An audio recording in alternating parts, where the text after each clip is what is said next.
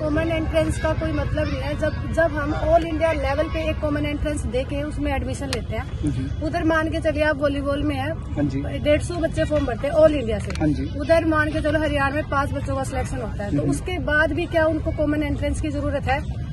According to all coaches हमें नहीं लगता है कि इसकी जरूरत है। तो हमारी कुछ डिमांड्स है जो हरियाणा के ऑल कोचेज है। सबसे पहले है कि हमारा जो कोचेज का है एलिजिबिलिटी क्राइटेरिया, ये क्या करते हैं कि जो आउटस्टैंडिंग स्पोर्ट्स पर्सन होते हैं, हमें प्रॉब्लम नहीं है आउटस्टैंडिंग स्पोर्ट्स पर्सन को आप जॉब दो, चाहे कोई भी जॉब दे रहे हो, लेकिन आप एक बात समझो, जब आउटस्टैंडिंग स्पोर्ट्स पर्सन है वो अपने करियर को बनाने में ध्यान देगा या अदर नए प्लेयर बनाएगा?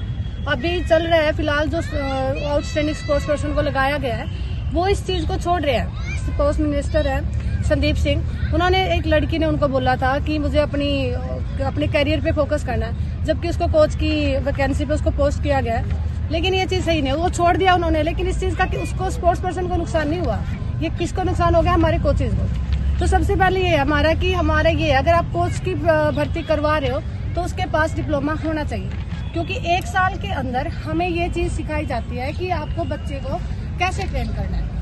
वो प्लेयर को नहीं पता है, क्योंकि खुद उसकी तो ट्रेनिंग चल रही है ना, तो वो बच्चे को ट्रेन नहीं कर सकता। एक अच्छा प्लेयर हम नहीं कह सकते कि वो कोच अच्छा बन सकता नहीं बन सकता, लेकिन उसको ट्रेनिंग नहीं मिली है कोच की। तो हम यही चाहते हैं कि हमारा सबसे पहले क्राइटेरिया हमारा डिप्लोमा होना चाहिए स्पोर्ट्स कोचिंग में स्पेसिफिक। दूसरा बात है कि हमारे की सीटी के अंदर हमें लिया गया, लेकिन हम लोग ये चाहते हैं हमें कॉमन एंट्रेंस ना दे, हम सीधा हमारा जो डिसिप्लिन के अकॉर्डिंग हमारा जो मेन एग्जाम होता है हम उसी को फेस करें, क्योंकि ऑलरेडी हम एक ऑल इंडिया लेवल पे एक एंट्रेंस फेस कर चुके हैं जो हमारा एनटीए के अकॉर्डिंग लिया जाता है।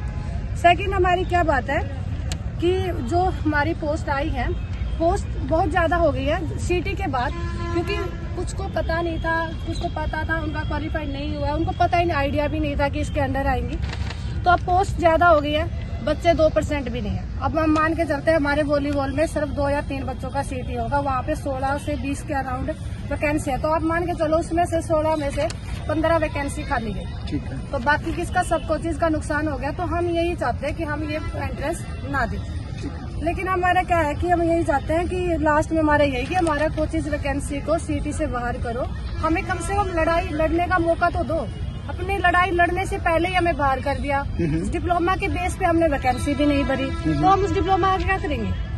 या तो आप डिप्लोमा करवाओ ही मत, आउटस्टैंडिंग स्पोर्ट्स पर्सन पहले ही बोल दो कि जो आउटस्टैंडिंग स्पोर्ट्स पर्सन होगा जो अच्छे लेवल पे जाएगा हम उसी को कोच बनाएंगे। सब कोचेज या प्लेयर्स जो होते हैं मिडिल क्लास फैमिली से, आपको भी पता है कि सब उससे रहते हैं, तो उनका तो टाइम भी वेस्ट हो गया, उनका पैसा भी क्या बताओ, उनके पेरेंट्स ने कैसे पैसे दे के उनसे डिप्लोमा करवाया होगा।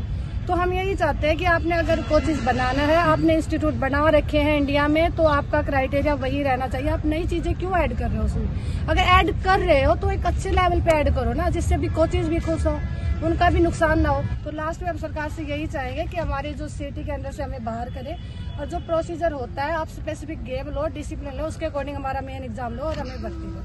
Thank you.